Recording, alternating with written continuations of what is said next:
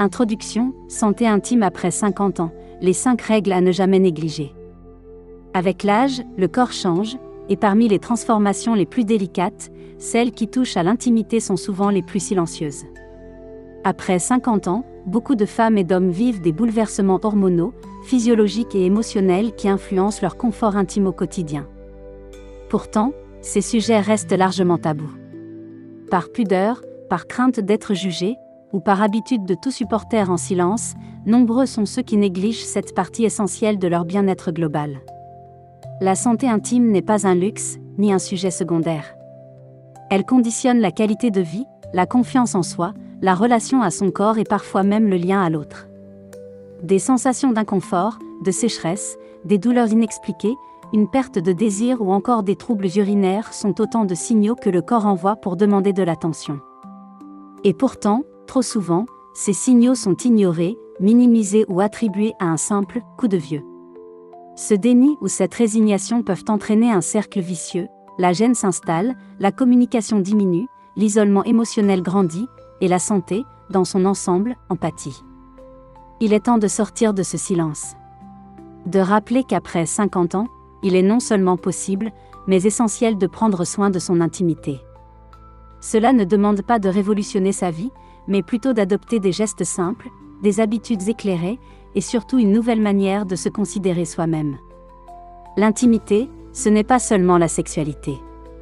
C'est le lien que l'on entretient avec son corps dans ses aspects les plus subtils, la peau, les muqueuses, les sensations, le plaisir, le confort, la dignité. Dans cette vidéo, nous allons explorer 5 règles fondamentales pour prendre soin de sa santé intime après 50 ans. Ces règles ne sont pas des dogmes rigides, mais des repères bienveillants, tirés de l'expérience, des connaissances médicales et du vécu de nombreux seniors. Elles touchent à la fois à l'hygiène, à l'écoute du corps, au choix des produits, au dialogue avec les professionnels de santé et à la relation à soi. En prenant le temps de comprendre ces piliers, chacun peut retrouver une forme de sérénité, de contrôle et de confort qui semblait parfois s'être effacée avec l'âge. Parler de santé intime, c'est aussi parler de dignité. Car il n'y a pas d'âge pour se sentir bien dans son corps, pour avoir envie de préserver son équilibre, pour refuser la fatalité. À travers cette vidéo, nous vous invitons à redonner une place centrale à votre intimité, non pas comme un tabou à cacher, mais comme une composante précieuse de votre santé globale. Si tu apprécies ces conseils et que tu veux recevoir les prochaines vidéos, pense à t'abonner à la chaîne. Chapitre 1. Prendre soin de la flore intime, un équilibre fragile après 50 ans. Avec l'âge, l'équilibre de la flore intime devient plus vulnérable. Chez les femmes, la baisse des estrogènes induite par la ménopause entraîne une modification du pH vaginal, un amincissement des muqueuses et une diminution des lactobacilles, ces bonnes bactéries qui protègent naturellement des infections. Chez les hommes, bien que moins visibles, les modifications hormonales influencent aussi la flore cutanée, la transpiration et la sensibilité de la zone génitale. Ce bouleversement hormonal et biologique fragilise les défenses locales et rend la région intime plus sensible aux agressions extérieures, qu'il s'agisse de produits d'hygiène inadaptés, de vêtements trop serrés ou d'une hygiène excessive. Beaucoup pensent qu'une hygiène rigoureuse, voire intensive, est synonyme de propreté et donc de bonne santé. Mais en réalité, l'usage de savons classiques, souvent trop agressifs, de lingettes parfumées ou de gels antibactériens déséquilibre encore davantage la flore. Ces produits altèrent le film hydrolipidique protecteur, modifient l'acidité naturelle de la peau et ouvrent la porte aux irritations, aux mycoses ou aux infections urinaires récurrentes. Il est donc essentiel, passé 50 ans, d'adopter une approche plus douce, plus respectueuse, qui protège au lieu de décaper. Ce soin passe aussi par le choix des sous-vêtements. Les matières synthétiques, souvent présentes dans la lingerie moderne, favorisent la macération, empêchent la peau de respirer et créent un environnement propice au développement de bactéries indésirables. Le coton, respirant et naturel, reste une valeur sûre, tout comme le fait de privilégier des vêtements amples la nuit pour laisser la peau se régénérer. Ce sont de petits détails du quotidien qui, accumulés, peuvent profondément améliorer le confort intime. Il est également important de considérer que les changements de flore peuvent affecter la vie relationnelle. Une gêne persistante, une sensation de brûlure ou une mauvaise odeur sont souvent vécus avec honte, ce qui pousse au silence. Pourtant, ces signes sont des messages du corps qui méritent d'être écoutés sans jugement.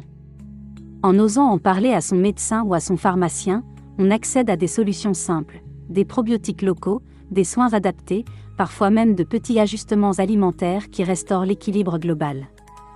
Prendre soin de sa flore intime après 50 ans, c'est donc adopter une nouvelle forme de douceur envers soi-même. C'est reconnaître que son corps change, que ses besoins évoluent, et que cette zone fragile, souvent négligée, mérite autant d'attention que le cœur ou les articulations. C'est un acte de respect et de prévention, qui redonne confiance, confort et sérénité. Chapitre 2 : Préserver l'hydratation des muqueuses, une priorité trop souvent oubliée. L'un des effets les plus fréquents mais aussi les plus tus du vieillissement est la sécheresse des muqueuses. Chez les femmes, elle se manifeste surtout au niveau vaginal à la suite de la chute des estrogènes. Chez les hommes, elle se traduit souvent par une peau plus fine, plus sèche et parfois plus sensible au niveau du gland ou du prépuce. Dans les deux cas, cette sécheresse est loin d'être anodine. Elle n'est pas seulement inconfortable, elle peut provoquer des douleurs, des micro-lésions, et rendre les contacts, même anodins, désagréables, voire douloureux. Pourtant, par gêne ou par manque d'information, de nombreuses personnes acceptent cette situation comme une fatalité liée à l'âge, sans chercher de solution. Cette fragilisation des muqueuses peut entraîner des répercussions importantes dans la vie quotidienne. Le simple fait de marcher, de porter certains vêtements, ou de faire du sport peut provoquer des irritations. Dans la sphère intime, la sécheresse rend les rapports plus difficiles, voire impossibles, et engendre parfois une perte de désir qui n'est pas d'origine psychologique, mais physique. Ce retrait progressif de la vie intime peut s'accompagner d'un repli sur soi, d'un sentiment d'échec ou d'un malaise silencieux dans la relation au partenaire. La souffrance est réelle, même si elle est rarement exprimée. Heureusement, des solutions simples et efficaces existent pour améliorer significativement ce confort. L'utilisation régulière de soins hydratants spécifiquement conçus pour les muqueuses peut faire une grande différence. Ces produits, souvent à base d'acide hyaluronique, d'aloe vera ou de glycérine végétale, agissent comme un soin quotidien, au même titre qu'une crème hydratante pour le visage. Ils restaurent la souplesse, la douceur et la protection naturelle des tissus, tout en respectant l'équilibre fragile de cette zone. Dans certains cas, notamment pour les femmes en postménopause, des traitements locaux à base d'estrogènes peuvent être proposés par un professionnel de santé.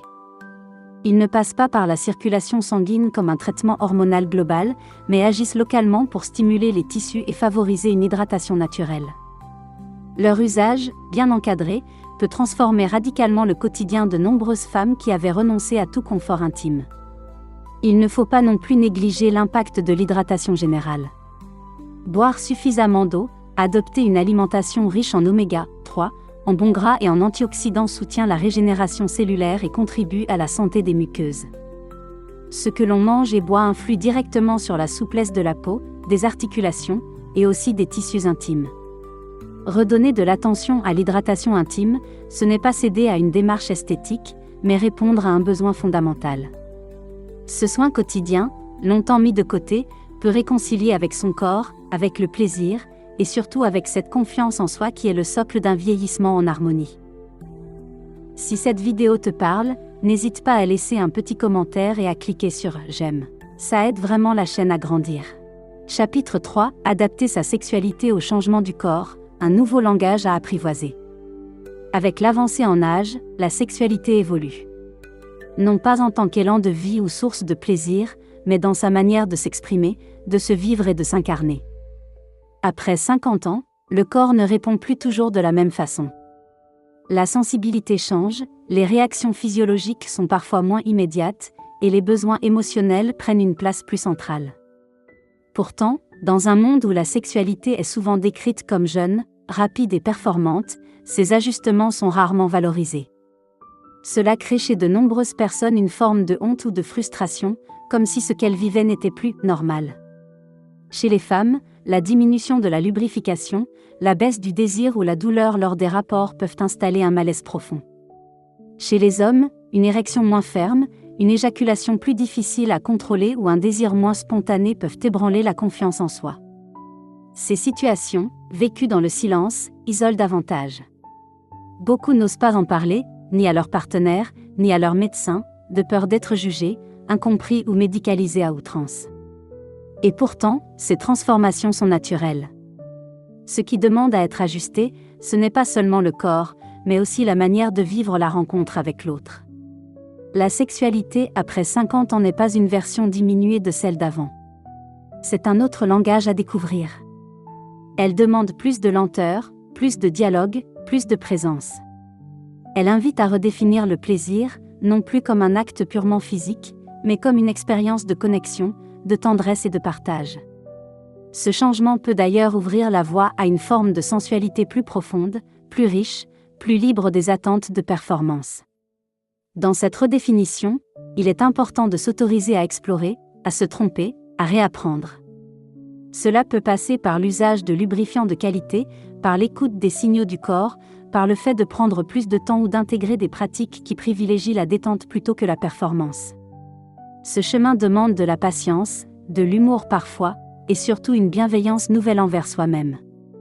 Parler de sexualité après 50 ans, c'est aussi parler de liberté. Celle de ne plus subir les normes, celle d'écouter son rythme, celle de décider ce qui nous convient. Il n'y a pas d'âge pour aimer, pour désirer, pour se laisser toucher ou émouvoir.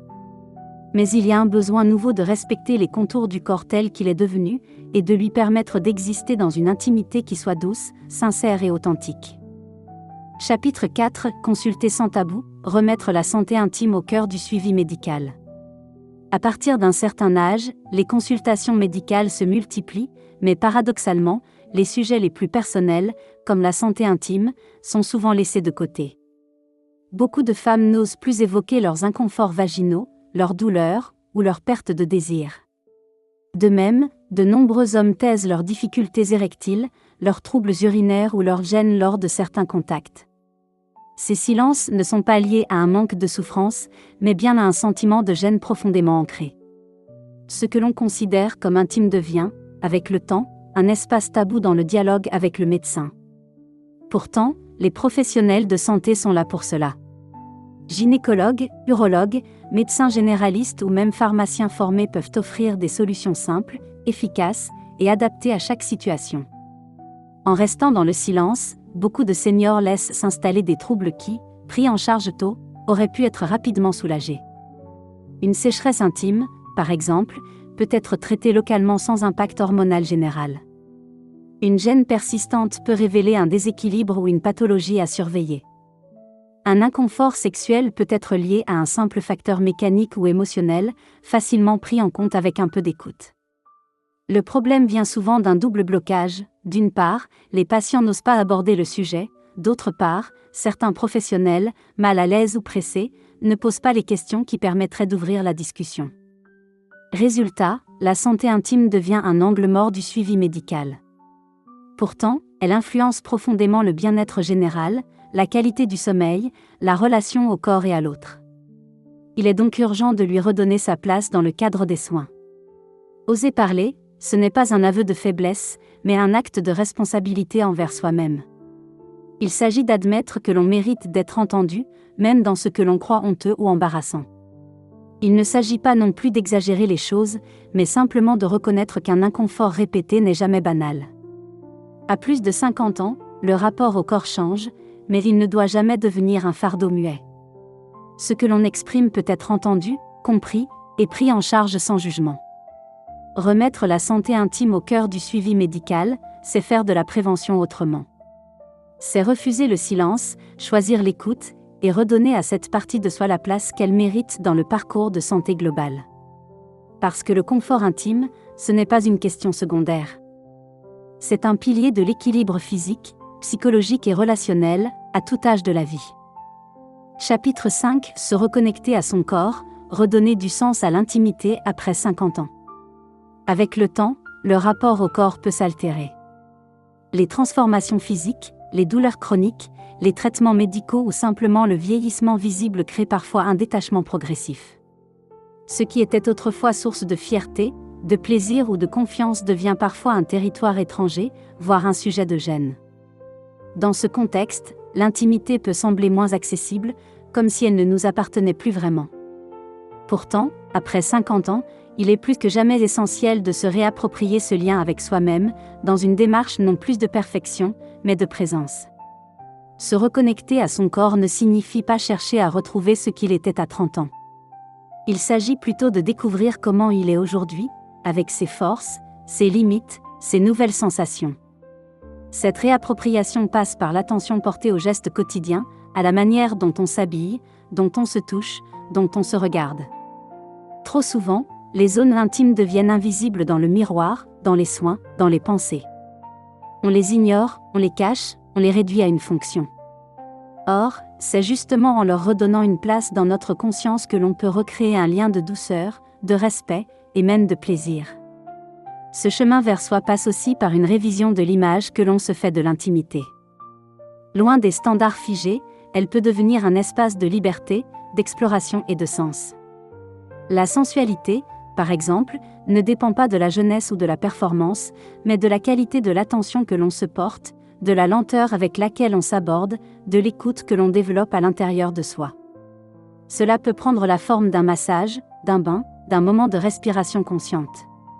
Ces instants, apparemment anodins, sont autant de ponts pour renouer avec un corps qui demande à être reconnu et non plus nié.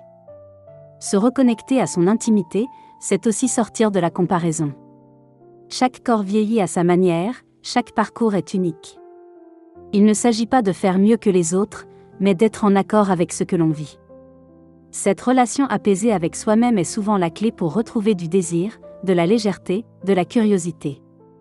Et cette énergie intérieure rayonne bien au-delà de la sphère intime, elle nourrit la vitalité, la confiance, et même la manière dont on se relie aux autres.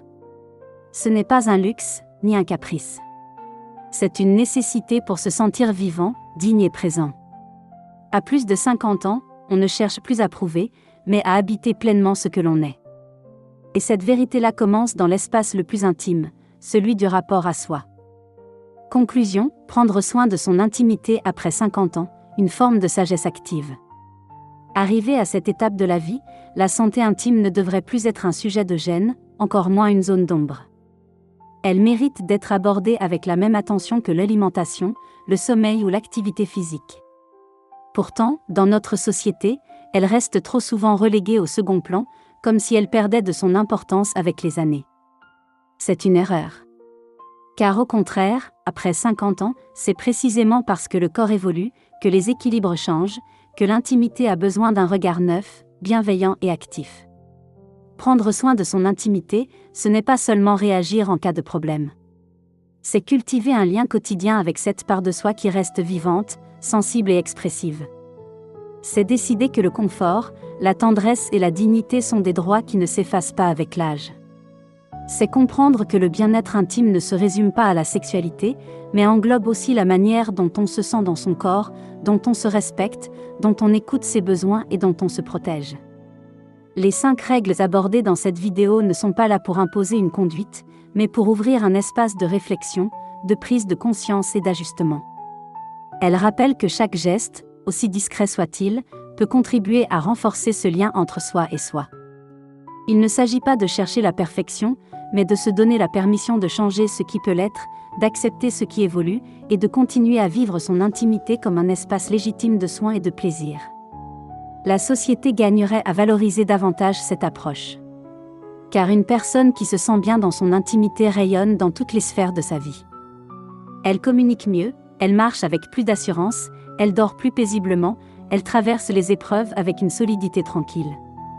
Elle sait qu'elle mérite ce respect, cette écoute, cette attention, même dans les zones du corps que l'on a trop longtemps ignorées ou jugées. À travers cette démarche, il ne s'agit pas seulement de soulager un inconfort, mais de reprendre possession d'un espace essentiel.